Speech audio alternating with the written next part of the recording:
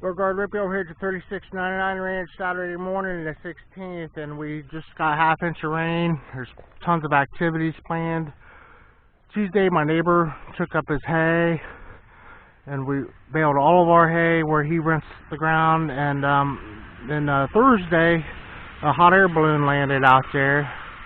And yesterday morning, there was a couple hot air balloons across the road. And this morning, we had a half-inch of rain. Tons of activities going on.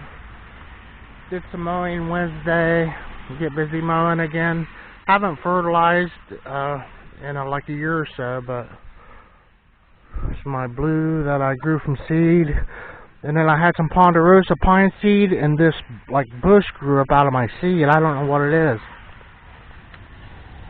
So,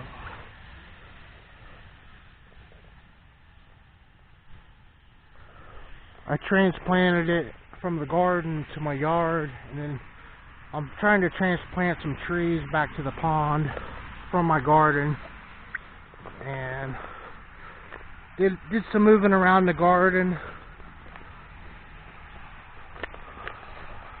Everything greened up nice. But purple martins have like a defensive tone to them. They're going right now. Okay. Maybe they'll come back. They're not too far away. The corn's all tasseled out. It's forming ears. The wildflowers are really bloomed. I was in here with that little tiller that I got a curb vine yesterday. I hope my film turns out okay. I'm having trouble with the exposure. Anyway, adjustments. The curb vine machine worked very well. I love the low RPM of it and the user friendliness of it. This Turk's turbine here is ahead of these other two for some reason or another. I think it has to do with fertilizer. And the better the plant, the bigger the Turk's turbine you'll get. So a couple of the pine trees went back to the ponds all. I was hoping to have more of them back there. There's over 15 of them left there that need transplanted. And I think the money crop's my row of peppers. I'm going to look into maybe the sweet bananas, slicing some up and freezing some bags of those, because I don't have pickles yet. I have flowers but no pickles. To have a jar of pickles, peppers, and onions, I'm not there yet. And kind of my favorite is the cherry bomb pepper, and I have one plant over there and it has flowers on it. But the pine trees are doing well here. And then I'm going to be thinning the other ones. This is okay, this is all ornamental corn. And that's the popcorn. The popcorn's, I'm impressed with it more. Glass candy gem. I was hoping that was my glass candy gem, but anyway. But did a really nice job tilling. I have more tomato plant than tomato here in my whatever jade garden. Maybe they could use some fertilizer too, but the fertilizer would be more even plant than fruit. But I'm where I thought I would be here. July 15th, 16th, mid-July. I'm where I should have been. I was hoping to have a ripe tomato by the end of the month. I was that late and everything. I mean, and the sweet corn is shorter than I thought it would be. It was sort of a disappointment, but the pickle did make its way into the corn. Pickle's in the corn, and I was training it away from there, but I'm gonna let her go and I even tilled over some corn because it wasn't going to produce anything anyway. I tilled under through the middle. The tiller fit well through the rows like I planned. And then, like, my aunt asked me if I had beans, and I said no, because I would buy them from maybe Michael's. I haven't made it out there yet. And the produce is expensive, especially the sweet corn. And I grow my own onions because of how much they cost, and because of cost, yeah. I only had $30, I think, in the garden, in the plants.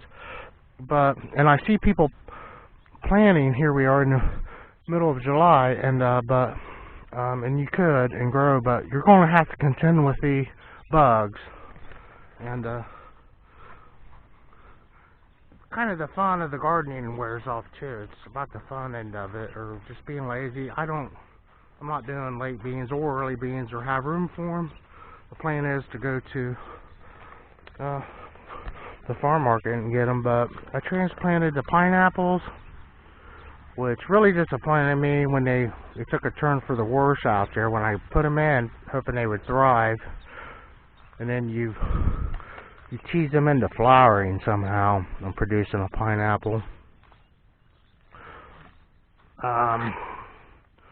So they're in containers today anyway, and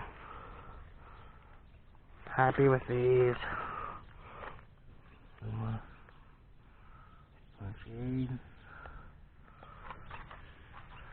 These little youngins, these ones look kind of like dormant. They're really not doing anything in here, it looks like, to me anyway. Here's the feed truck. Going at 8 o'clock.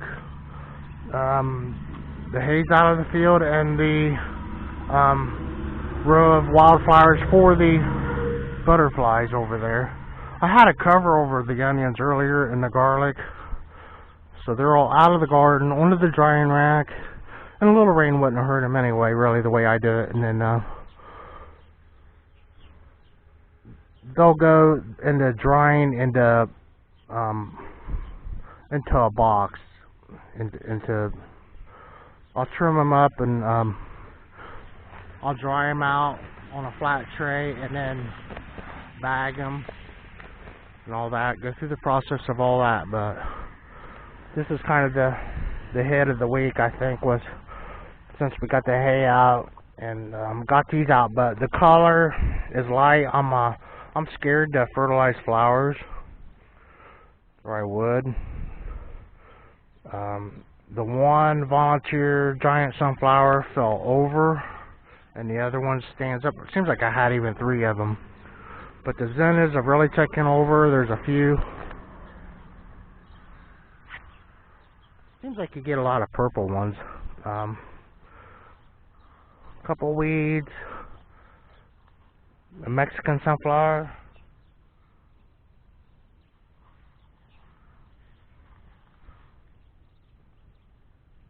A giant sunflower.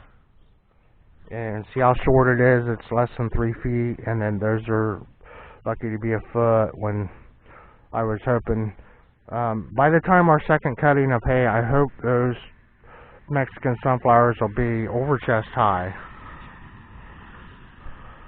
Let's add a couple of purple martins out here. And the hawks and the buzzards been hunting the fields for the mice and all that. And lots of critters. And lots of bugs. I'll show you some bug damage too, and how early it is, but it was right here.